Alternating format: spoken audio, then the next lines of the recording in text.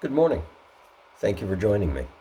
My name is Chuck Williams, and for the next 5 weeks, I invite you to join me as we do an exploration into Adam Hamilton's half-truths. God helps those who help themselves, and other things that the Bible doesn't say. They're very simple phrases. They all sound Christian. They sound like something you might find in the Bible. We've heard them before. Maybe we've even said them. They capture some element of the truth, yet they miss the point in several important ways. What we want to do in the next 5 weeks is we want to join Pastor Hamilton as he searches for the whole truth by comparing some of the common Christian sayings with the wisdom found in Scripture. What will we be studying in the next 5 weeks? Sayings that we've all heard, such as, love the sinner, hate the sin. God said it, I believe it, that settles it. God won't give you more than you can handle. God helps those who help themselves. And the one that we're going to begin with this week, the saying that you may have said yourself many times, or you may have heard from others, everything happens for a reason. Now, how many times have you heard that statement? Everything happens for a reason. Perhaps you've heard other statements that are very similar, such as, it was God's will. When tragedy befalls someone, it was their time. It was meant to be. It was all part of God's plan.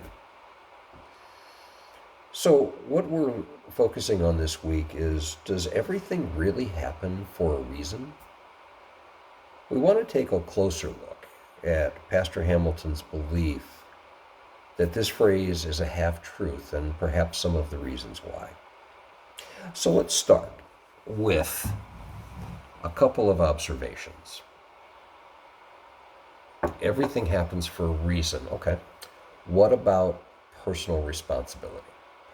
If everything indeed happens for a reason, then how does that affect personal responsibility?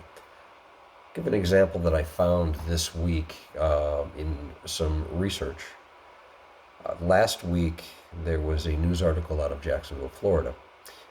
There was a father and his 1-year-old son tragically killed by a drunk driver, a story that all of us have heard more times than is possibly comfortable for any of us, but a story that continues to play out over our world every day, it seems. So the father and his 1-year-old son are killed by a drunk driver, and if personal responsibility doesn't matter and everything happens for a reason, once we adapt that belief to that type of situation, we never consider the driver's personal responsibility. We never consider the driver's role in the decisions that the driver made to get into a vehicle under the influence and make the decision to drive. When we never consider the personal responsibility of such a thing, we also never consider the possibility that we as a society can come up with ways to help improve that situation. We can make laws. We can make laws that say it is illegal to drive under the influence.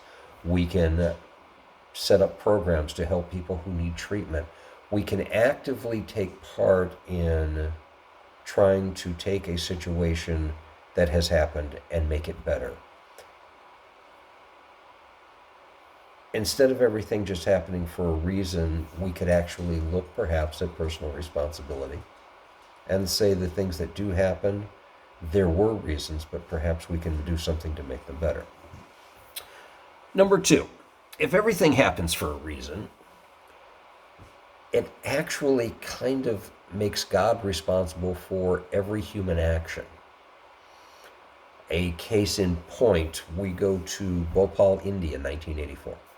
In Bhopal, India in 1984, there was a manufacturing facility. The Indian government and the manufacturers that were worldwide conglomerates had made a determination that there was such a population explosion in India, they simply needed to grow more food. So they began with the DuPont Corporation, who was Union Carbide, which was a division of DuPont at the time. They began to build a plant, and they built a plant that used methyl isocyanate. Methyl isocyanate was a product that was used to make pesticides so that you could get greater yields out of your farming. The problem was that methyl isocyanate is also in a gaseous form very, very, very dangerous to humans. In 1984, there was an accident in Bhopal, India, some of you may remember. And in that accident, in the first night, 3,000 people were killed. Over the course of the next 20 years, with after effects, hundreds of thousands more were affected. There was a rather significant study done on the causes and effects of the accident in Bhopal, and a lot of what was learned was that human error led to the release of the methyl isocyanate into the atmosphere, which then turned into a gaseous form and created havoc. They also determined that most of what happened could have been prevented. If you look back to things such as the 3 Mile Island disaster in Pennsylvania, another study was done there that said human action caused most of this, and this could have been prevented. Chernobyl, the same circumstance. So the problem with the thought that everything happens for a reason is it makes God responsible for every human action. And again, we don't learn if that is how we view it. Because if every human action can be analyzed and we can learn from it so that we can prevent tragedies from happening again, and we view it from the perspective of we can improve and correct human actions, then we can make changes for good. If we take the mentality that everything happens for a reason and it's God's will, then we do nothing, and not only do tragedies continue to happen, but they should actually increase in frequency because we never learned. Stick number 3. Fatalism and indifference. Now, the fatalism and indifference portion of the argument is the thought that a lot of people do have, that it's the que sera, sera, whatever will be, will be. Whatever's going to happen is going to happen.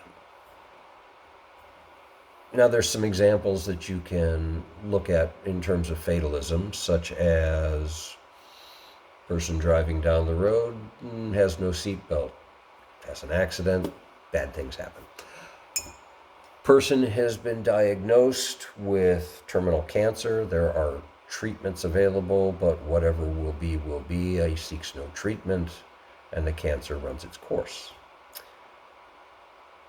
The person who is addicted to drugs, alcohol, gambling, different things like this, who knows that there is help for addiction and they could actually overcome their addiction, but they have the mentality of indifference and fatalism because whatever will be, will be. And, everything happens for a reason, so I do nothing. And as a result, lives are wasted. As a result, opportunities are missed.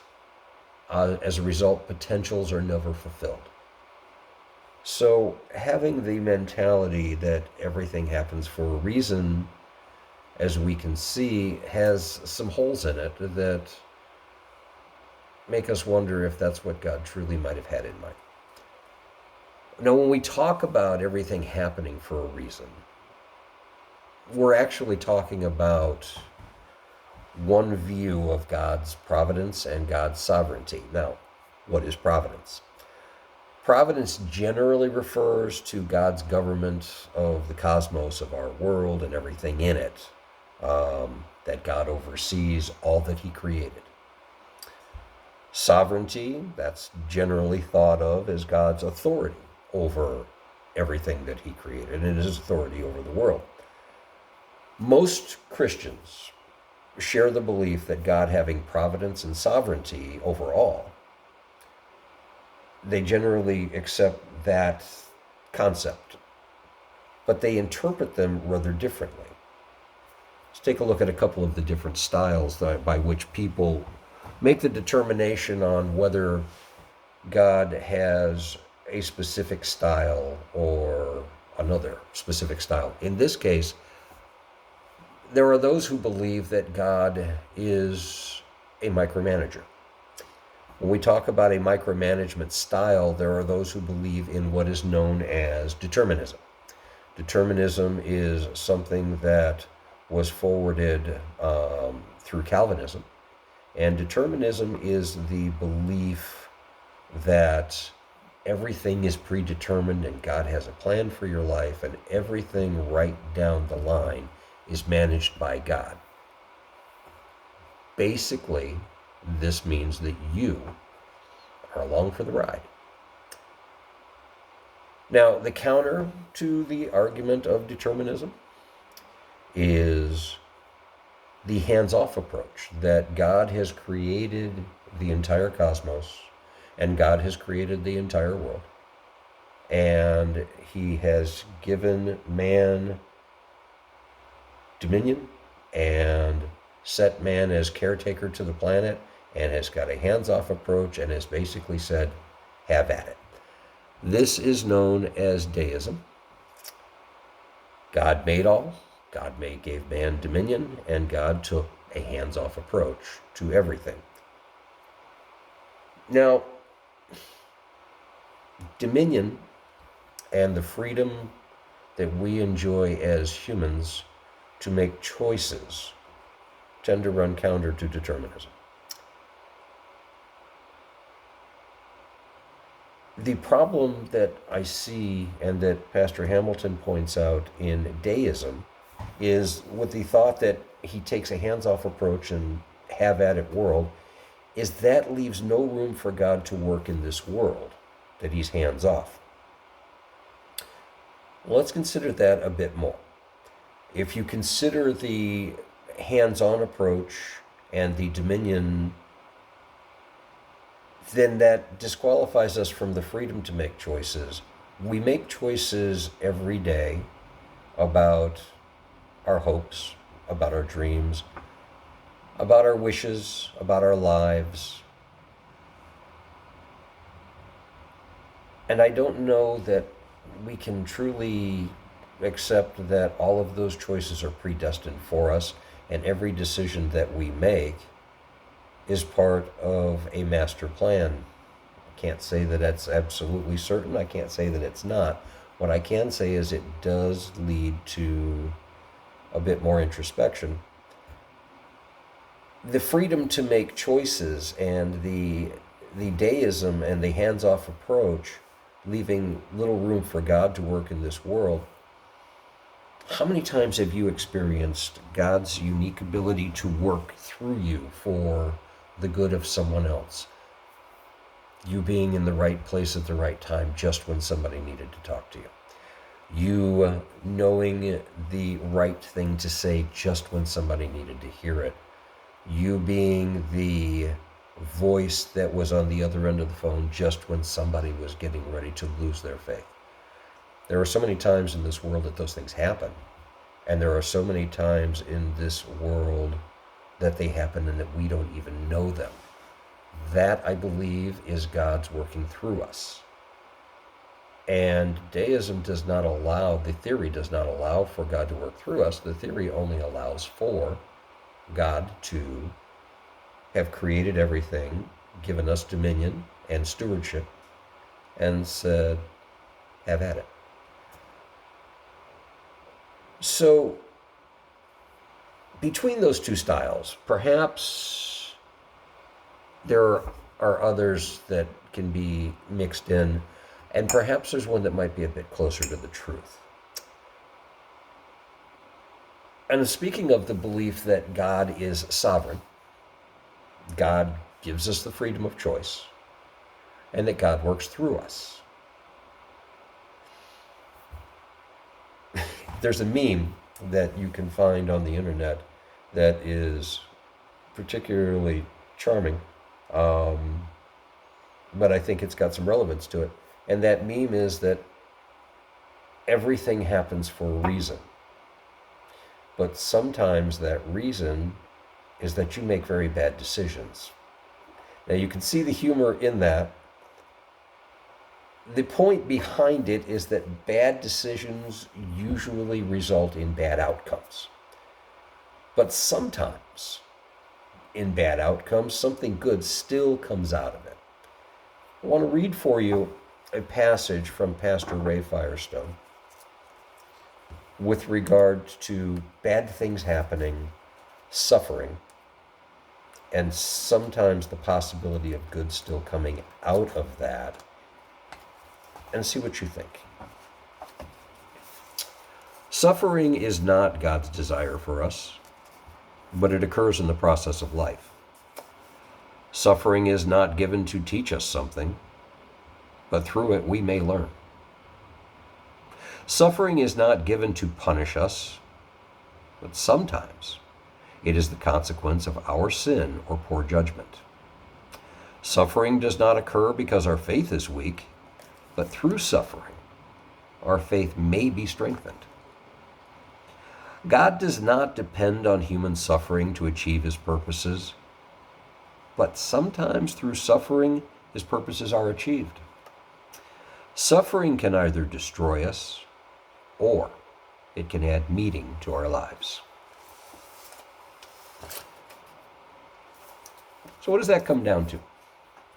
I think what that comes down to is somewhere in between the micromanaging God and the hands-off God. I think somewhere in between there, perhaps, is our God.